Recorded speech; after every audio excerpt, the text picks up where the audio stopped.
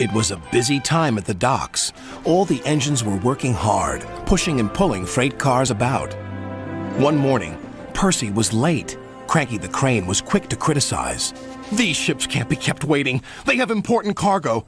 If they miss the tides, they will be delayed in the docks. You should look up to the ships and show more respect. You are, after all, only little." "We've got too much work," huffed Percy. "Then perhaps a lorry should do your job." Percy was shocked. He told the other engines what Cranky had said.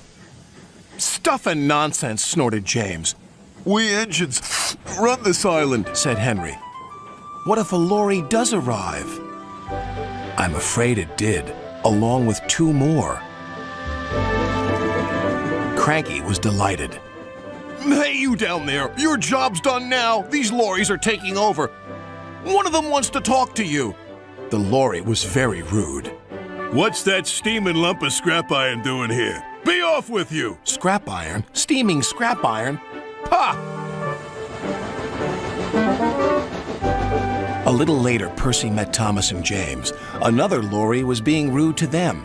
Then he saw Percy. "Oh, look, it's a little green goblin on wheels. You'll be scrapped. Just you wait and see." "Well, bust my boiler. What a horrid lorry," exclaimed Thomas. "Despicable," agreed James. The next engine to meet a lorry was Toby. Well, well, well. No wonder this railway's a mess. You belong in a museum, not working in a quarry. "I might look old, but I'm very useful." "Useful? Pah!" replied the lorry. "Just you tootle off." "Tootle?" spluttered Toby. "Come along, Toby," interrupted his driver. "Don't bother to argue with him. We'll go to the flour mill instead." But when they arrived at the flour mill, Toby was shocked to see yet another lorry. "What are you doing here?" "We three are doing your work now. You're too slow." The foreman spoke to Toby's driver. "I'm sorry. Times are a-changin', I'm afraid." "Toby might be old," replied his driver, "but he's reliable."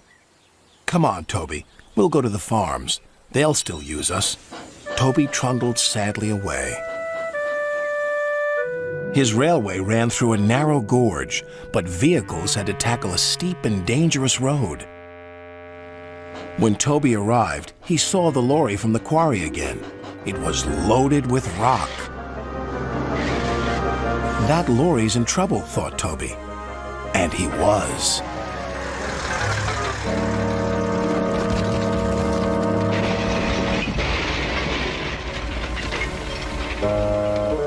The driver was thrown clear. "Rotten roads," he muttered. The wrecked lorry was taken to the docks.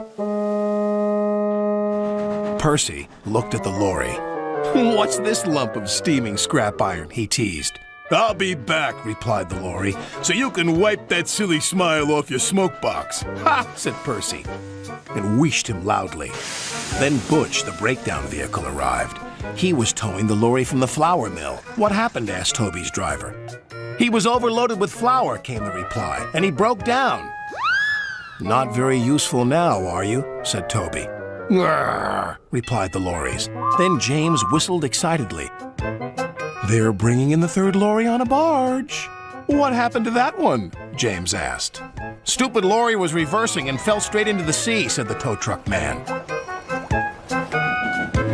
Later, Thomas arrived. He looked at the three lorries and laughed. Well, well, well, the Brothers Grimm, smashed, broken, and sunk. The lorries didn't return, and the engines now work even harder to make sure they never will.